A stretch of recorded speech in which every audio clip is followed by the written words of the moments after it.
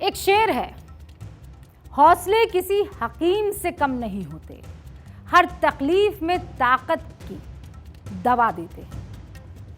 19 तारीख को सारे देश का दिल टूट गया था जब शुरुआत से वर्ल्ड कप में दमदार प्रदर्शन करने वाली भारतीय टीम फाइनल में मात खा गई तो सबके दिल टूटे।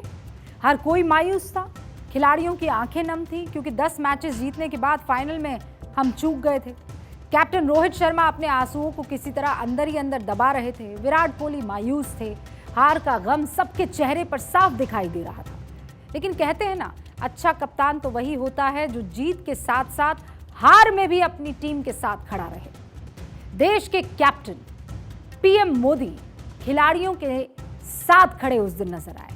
ड्रेसिंग रूम में पहुंचकर उन तमाम खिलाड़ियों की हौसला अफजाई की और यह बता दिया कि सारा देश अपने खिलाड़ियों के साथ खड़ा है। एक आध मैच या ट्रॉफी हार जाने से वो दिल नहीं हारे हैं। खिलाड़ी आज भी दिलों में राज करते हैं और ये कहने के लिए कोई और नहीं, देश का मुखिया, देश का कैप्टन पहुंचा। ड्रेसिंग रूम में पहुंचे पीएम मोदी की खिलाड़ियों से मुलाकात की ये तस्वीरें इस वक्त आपको देखनी चाहिए अगर आपने नहीं देखी है। मैं जानती हूं आप सोशल मीडिया पर बड़े एक्टिव होंगे, आपने ये सारी तस्वीरें देखी होंगी।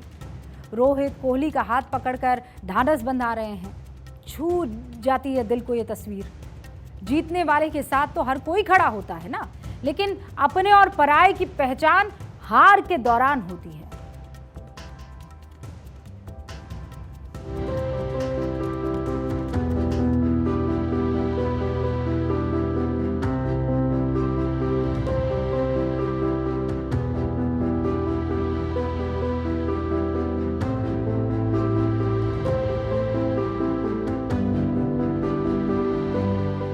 आप लोग पूरा 10-10 गेम जीत के आए हो, ये तो होता रहता है। सुनाइए भाई, देश आप लोगों को देख रहा है। मैंने सोचा मिल लूंगा सबको।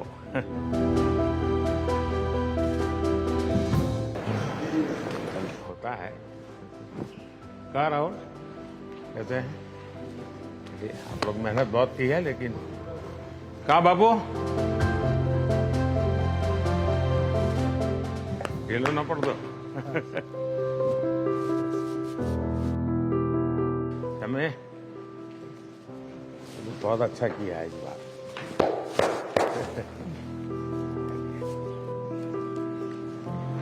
तो गुजराती बोलते हो इसने थोड़ा कर दो घर से। तो आप लोग बहुत अच्छी मेहनत की है। ये कितनी खूबसूरत तस्वीर है। हर खिलाड़ी उस वक्त अपसेट था क्योंकि वो देश की उम्मीदों पर खरा नहीं उतरा था। ड्रेसिंग रूम में मायूसी का माहौल था। ऐसे में प्रधानमंत्री नरेंद्र मोदी गए। घर के मुखिया के तौर पर उन्होंने एक कदम आगे बढ़कर कहा, तो क्या हुआ, 10-10 मैचेस जीते हैं भाई, सब चलता है, हार और जीत तो लगी रहती है और मेहनत करेंगे आगे। आपको पता है ना, ये खेल है जो हम सबको जोड़ता है। जब बात खेल की होती है तब हम सिर्फ भारतीय होते हैं, हिंदुस्तानी होते हैं, तब ना हमारी कोई जात होती है, ना हमारा कोई धर्म होता है। सिर्फ एक चीज़ होती है, हम हिंदुस्तानी, वी आर इंडियंस। हमारा धर्म भी वही हो जाता है, हमारी जात भी वही हो जाती है, हमारी जुबान भी वही हो जाती है, हम सब एक होते हैं। खेल भावना और खिलाड़ियों के हौसले की तारीफ पूरे देश ने एक सुर में की। जीत की खुशी और हार का गम हर दूरी को मिटा रहा था। लेकिन सियासत ये एक नहीं हो सकती है और राहुल गांधी ने इसे साबित कर दिया। हिंदू मुसलमान एक हो जाएंगे, जात पात एक हो जाएंगे, अमीरी गरीबी एक हो जाएगी, लेकिन सियासत देश के नाम पर एक नहीं हो सकती। एक बार फिर से साबित कर दिया है। ये पहली बार है जब शानदार खेलने वाली टीम इंडिया की हार पर प्रधानमंत्री के लिए अमर्यादित शब्दों का इस्तेमाल किया जा रहा है। पहले राहुल गांधी का एक बयान आपको सुनाती हूं। उन्होंने प्रधानमंत्री नरेंद्र मोदी के लिए क्या कहा और इस खेल को लेकर, मतलब कोई नीति, कोई हिंदुस्तान सरकार की तरफ से लिया गया फैसला नहीं, खेल को लेकर। सुनिए।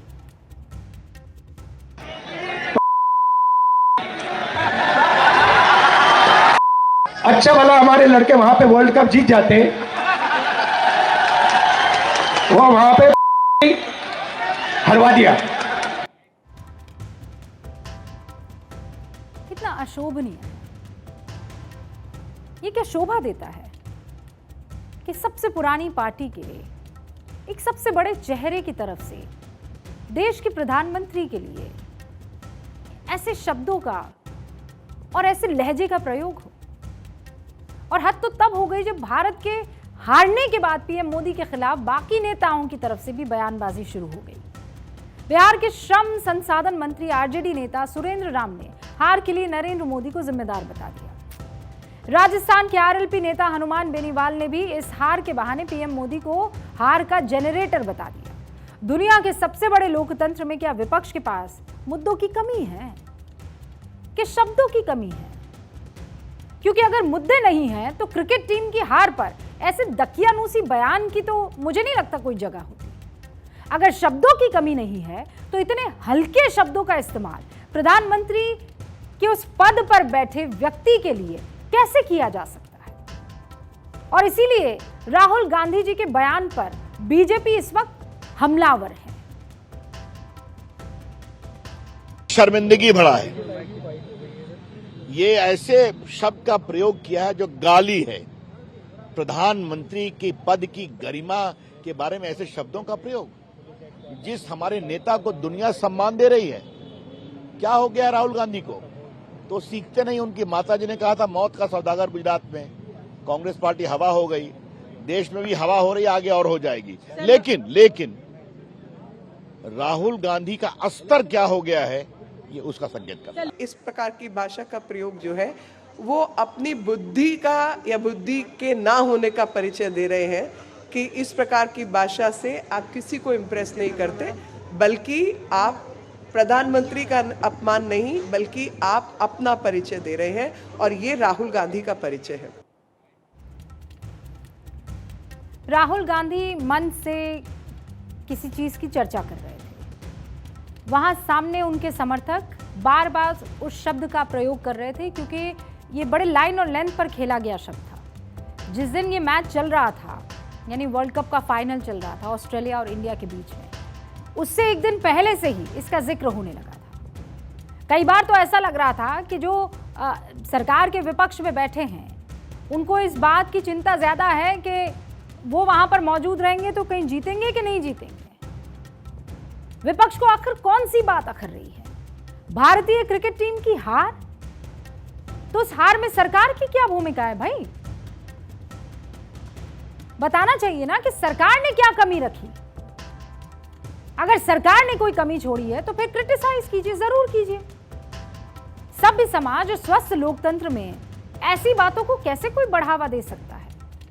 हल्की भाषा का प्रयोग। और ऐसा नहीं है कि प्रधानमंत्री मोदी के लिए ऐसे शब्दों का इस्तेमाल पहली मर्तबा हुआ है। प्रधानमंत्री को तो अब आदत हो गई है। जब वो गुजरात के मुख्यमंत्री थे तब भी कांग्रेस के नेताओं ने मोदी के लिए इसी तरह की मर्यादाहीन टिप्पणी की थी। हर बार जनता के कटघरे में ये बयान विपक्ष को उल्टे ही पड़े हैं। और मैं बता देती हूं कैसे। 2007 के चुनाव प्रचार के दौरान कांग्रेस अध्यक्ष सोनिया गांधी ने प्रधानमंत्री उस वक्त नरेंद्र मोदी नहीं थे, लेकिन उनको मौत का सौदागर कहा था। उसके बाद से लेकर अब तक गुजरात में 4 बार विधानसभा चुनाव हुए। कांग्रेस को जनता ने एक बार भी सरकार बनाने का मौका नहीं दिया। हालत तो ये हो गई है कि 2014 और 2019 के आम चुनाव में बीजेपी ने गुजरात की सभी 26 लोकसभा सीटें जीत ली। कांग्रेस नेता बीके हरिप्रसाद ने 2009 में नरेंद्र मोदी को नाली का कीड़ा कहा। 3 मार्च 2013 को कांग्रेस के नेता मणिशंकर अय्यर तो एक कदम आगे बढ़ गए। उन्होंने मोदी की तुलना सांप बिच्छू से कर दी। 2013 में तत्कालीन कैबिनेट मंत्री वरिष्ठ कांग्रेस नेता जयराम रमेश ने मोदी को भस्मासुर कहा। इस साल कांग्रेस नेता रेणुका चौधरी ने नरेंद्र मोदी को वायरस बता दिया। ये महज कुछ ऐसे स्तरहीन शब्द हैं जो आपने सुने हैं। प्रधानमंत्री मोदी के लिए बोले गए ऐसे शब्दों को अगर मैं गिनाने लग जाऊं तो पूरा बुलेटिन निकल जाएगा। लेकिन इन शब्दों का असर क्या हुआ? प्रधानमंत्री के लिए एक ऐसा समर्थन खड़ा हो गया जो हर बात पर पीएम के पीछे आज की तारीख में खड़ा दिखता है। विपक्ष इनका भी मजाक उड़ाता है, लेकिन भारत जैसे विशाल और अलग अलग सोच वाले देश में समर्थकों की ऐसी फौज तैयार करना किसी के लिए भी रिसर्च का विषय हो सकता है। और हो सकता है इस रिसर्च में विपक्षी पार्टियों की तरफ से पीएम के खिलाफ बेवजह के मुद्दों पर विवादित बयान देना भी एक अहम वजह निकल जाए, क्योंकि जब किसी नेता के विरोध का स्तर इतना तीखा होगा तो समर्थन भी उतना ही मुखर हो जाएगा। ये सीधी और सरल बात विपक्ष को समझ नहीं आ रही है, तभी वो पीएम पर तंज करते हुए उस पद की गरिमा का ख्याल रखना भूल जाते हैं। जिस प्रधानमंत्री ने देश के खेलों की काया बदल दी, उनको क्रिकेट वर्ल्ड कप की हार का जिम्मेदार माना जा रहा है, और वो भी अमर्यादित टिप्पणी करके। लेकिन शायद ये सब पिछले 9 सालों में देश की खेल उपलब्धियां देख नहीं पाए हैं। एक खुशहाल, संपन्न और शांति प्रिय देश और समाज जब होता है जब उसके तमाम खिलाड़ी बगैर किसी प्रेशर के बहुत खूबसूरती से अपने खेलों का मुजाहरा कर रहे होते हैं। गरीब, आर्थिक रूप से कमजोर, आंतरिक कला से जूझते देश खेलों में अच्छा प्रदर्शन नहीं कर सकते। 1 महीने पहले खत्म हुए एशियन गेम्स में भारत ने ऐतिहासिक प्रदर्शन करते हुए पहली बार मेडल की सेंचुरी लगाई। देश ने 72 साल के एशियाड इतिहास में पहली बार कुल 107 मेडल जीते। तब तो नहीं कहा गया, तब तो किसी ने, राहुल गांधी ने मंच से खड़े होकर नहीं कहा कि we want to congratulate the prime minister of India, कि वो पावर की तरह काम कर रहे हैं, थैंक यू, हम आपकी बाकी चीजों से इत्तेफाक नहीं रखते हैं। 37 साल बाद मेडल टैली में टॉप 5 में जगह बनाई। तब क्या थे प्रधानमंत्री? क्या यह सरकार की उपलब्धि नहीं थी? हो सकता है इस मेडल टैली में और इजाफा हो जाए। कुछ खिलाड़ी उम्मीद के मुताबिक प्रदर्शन नहीं कर पाए, लेकिन उसकी जिम्मेदारी पीएम की हो जाएगी। सिस्टम अपना काम करता है, उसका नतीजा मिलता है। जो खिलाड़ी अभी प्रदर्शन नहीं कर पाए वो आगे कर लेंगे, सिस्टम लगातार उनको सपोर्ट करता रहेगा। लेकिन चूंकि आप विपक्ष में हैं, आपके आइडियोलॉजिकल डिफरेंसेस हैं, इसका मतलब यह थोड़ी है कि आप हर चीज में सामने वाले को अपोज करते रहेंगे। और कब तक अपोज करेंगे और किस भाषा में अपोज करेंगे? आप कहते हैं क्यों प्रधानमंत्री नरेंद्र मोदी ने अजीब व गरीब शब्दावली का प्रयोग नहीं किया? आप 2014 के बाद से, जब से वो प्रधानमंत्री बने हैं, उसके बाद से उनके बयानों में तब्दीलियां दिख गई, बदलाव दिख गया, लेकिन विपक्षी नेताओं के मन में उनके प्रति नफरत और बढ़ती चली गई है। राहुल गांधी तो एक लाइन और लेंथ खींच रहे हैं ना, एक लकीर खींच रहे हैं, और वो लकीर क्या है कि इस देश में बड़ी नफरत फैल गई है, हम तो मोहब्बत की दुकान खोलेंगे। तो भाई राहुल जी, आप अपनी मोहब्बत की दुकान में नफरत का मुजाहरा क्यों कर रहे हैं? आप एक लीडर है पार्टी के, और जो लीडर करता है समर्थक उसे फॉलो करते हैं। तो क्या आप ये बताने की कोशिश कर रहे हैं कि आपकी मोहब्बत की दुकान में प्रधानमंत्री नरेंद्र मोदी के लिए अमर्यादित शब्द हैं, उनके प्रति नफरत है, मजाक है? आप नरेंद्र मोदी को नापसंद कर सकते, उनकी नीतियों को नापसंद कर सकते, लेकिन देश के प्रधानमंत्री के लिए इस तरीके की शब्दावली को क्या देश पसंद करेगा? यहां की जनता, यहां की परंपरा पसंद करेगी? इसका जवाब आप खुद भी जानते हैं।